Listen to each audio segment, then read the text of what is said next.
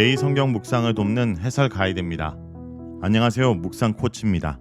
함께 읽고 나눌 말씀은 민수기 35장 22절에서 34절까지 말씀입니다.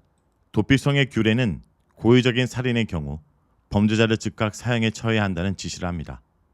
또한 그 범죄자는 살해당한 사람의 친족, 즉 피해 보복자에 의해 정당한 보복을 당할 수 있습니다.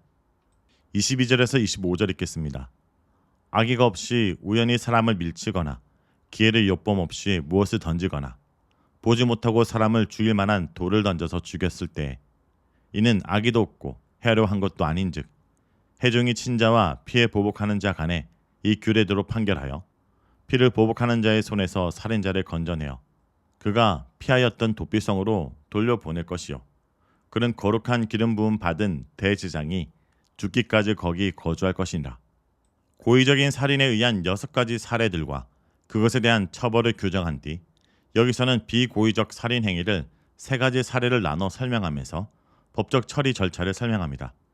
무심코 발생한 3가지 사망 사건의 예는 다음과 같습니다. 무심코 사람을 밀쳐서 죽이는 것. 2번째, 무심코 물건을 던져서 죽이는 것. 3번째, 무심코 돌을 던져서 죽이는 것. 이러한 살상은 예기치 않게 발생한 것들입니다.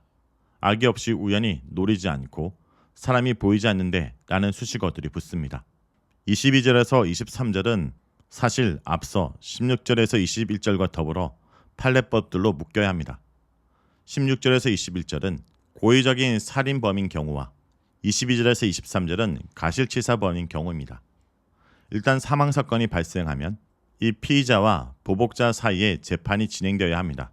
재판 없이 사적인 보복으로 피의자를 죽이거나 무단으로 사형을 집행할 수는 없습니다. 아마 피의자는 사건 직후 도피성으로 몸을 숨긴 상태일 것입니다. 재판정은 그를 도피성에서 불러내어 재판을 진행합니다. 해중이 이 사건의 판결을 내린다 되어 있으나 여기서 히브리어 에다라는 것은 재판관들의 모임으로 볼 수 있습니다. 이것은 당시 어떤 형태의 사법기관이 존재했음을 암시합니다.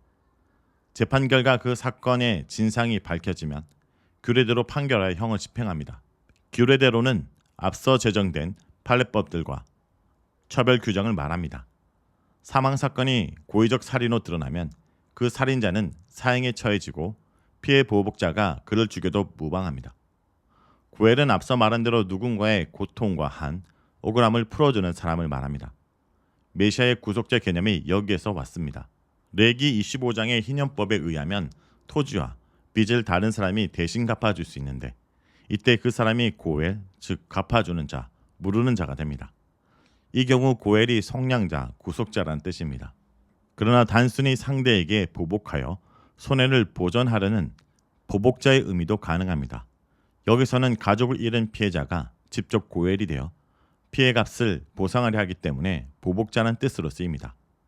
율법은 이러한 보복을 불법으로 비난하지 않습니다. 그러나 가실치사의 경우 실수로 살인을 저지른 사람이 보복을 당한다면 무척 억울한 처사였습니다. 따라서 하나님께서는 이를 위한 대책을 마련하여 법제하십니다. 이 법의 취지는 결코 억울한 새로운 피해자가 생기지 않게 하고 인간의 악한 심성에 의한 무고한 보복의 악수단을 차단하는 데 있습니다. 따라서 만일 그것이 가실치사로 드러나면 법정은 그의 생명을 지켜줄 의무가 있습니다. 재판관들은 이 피해 보복자로부터 그 사람을 보호하여 도피성으로 돌려보내야 합니다. 그가 도피성에 연금되는 기간은 대제사장이 죽는 날까지입니다. 26절에서 29절 읽겠습니다. 그러나 살인자가 어느 때든지 그 피하였던 도피성 지경 밖에 나가면 피를 보복하는 자가 도피성 지경 밖에서 그 살인자를 만나 죽일지라도 피 흘릴 죄가 없나니 이는 살인자가 대제사장이 죽기까지 그 도피성에 머물러 할 것임이라. 대제사장이 죽은 후에는 그 살인자가 자기 소유의 땅으로 돌아갈 수 있느니라. 이는 너희의 대대로 거주하는 곳에서 판결하는 규례라. 도피성 연금 기간 중에 그 살인하는 자는 도피성 밖으로 외출이 금지됩니다.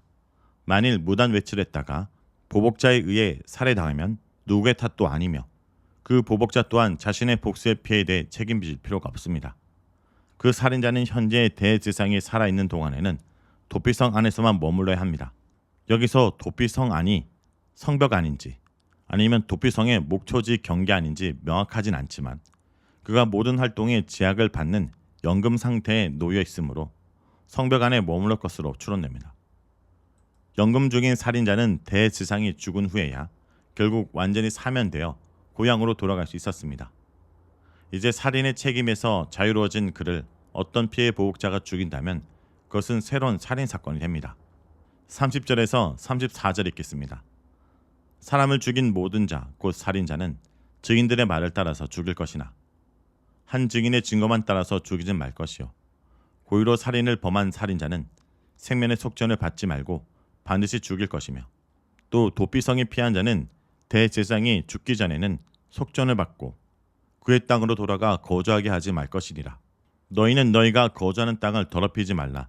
피는 땅을 더럽히나니 필름을 받은 땅은 그 피를 흘리게 한 자의 피가 아니면 속함을 받을 수 없느니라. 너희는 너희가 거주하는 땅, 곧 내가 거주하는 땅을 더럽히지 말라. 나 여호와는 이스라엘 자손 중에 있음이니라. 살인사건으로 열린 재판은 신중해야 합니다. 자칫 무고한 사람이 혐의를 뒤집어쓰고 억울한 희생을 당할 수 있기 때문입니다. 여기서 재판의 정확성과 신중성을 위해 법적 장치를 보완합니다. 피고의자의 고의적 살인 행위의 혐의를 입증하려면 한 사람의 증언만으로는 충분하지 않습니다. 율법은 증인을 세울 때 최소 두세 증인의 말이 법적인 효력이 있다라고 명시합니다. 아마 두 사람의 의견이 일치할 때는 판결이 확정되나 두 사람의 증언이 갈릴 경우에는 추가적인 증인 한 사람이 필요했을 것입니다. 재판 결과 고의로 살인한 자로 드러나 유죄가 확정되면 사형 외에는 면책될 방법이 없습니다. 고대 근동의 다른 국가들과 달리 이스라엘의 율법은 고의적 살인범이 생명의 소촌으로 목숨을 보존하는 것을 허용치 않습니다. 생명 대신 하나님께서 반포하신 숭고한 하나님의 율법은 인면살상이 돈으로 해결되는 것을 원천 봉쇄하고 있습니다. 인간은 하나님의 형상으로 지음을 받았기 때문에 사람을 죽이는 것은 그분의 형상을 파괴하는 무험한 일입니다. 또한 하나님께서 친히 호흡으로 불어넣어 주신 생명을 누군가 찬탈하는 것은 곧 생명의 주인이신 하나님의 주권을 침해하는 행위입니다. 따라서 인명살상은 그 어떤 것으로도 배상이 안 되며 그 범죄자의 생명만이 속전으로 지불될 수 있습니다. 고의적인 살인자는 반드시 사형되어야 합니다. 이 원칙은 가실치사로 도피성이 연금되어 있는 살인자에게도 적용됩니다. 비고의적인 살인을 범했기에 사형은 면했지만 역시 생명을 해한 책임에서 자유로울 수 없습니다. 따라서 그가 도피성에 갇혀 사는 동안 생명의 속전을 내고 미리 제사함을 받을 수는 없습니다. 대제사장이 죽을 때까지 제가 유효합니다. 마지막으로 33절에서 34절은 살인죄에 관한 모든 제한들의 신학적 당위성을 부여합니다. 특히 주목할 것은 살인은 단순히 다른 한 사람의 목숨을 빼앗아갔다는 인간 대 인간의 사건이 아니라 하나님에게도 영향을 미치는 행동이라는 점입니다. 살인은 거룩한 하나님이 약속한 땅에 그의 백성들과 함께 거하시기로 한 결정에 정면으로 반항하는 행위입니다. 왜냐하면 거룩한 하나님은 필름으로 인해 불결해진 땅에 거할 수 없기 때문입니다.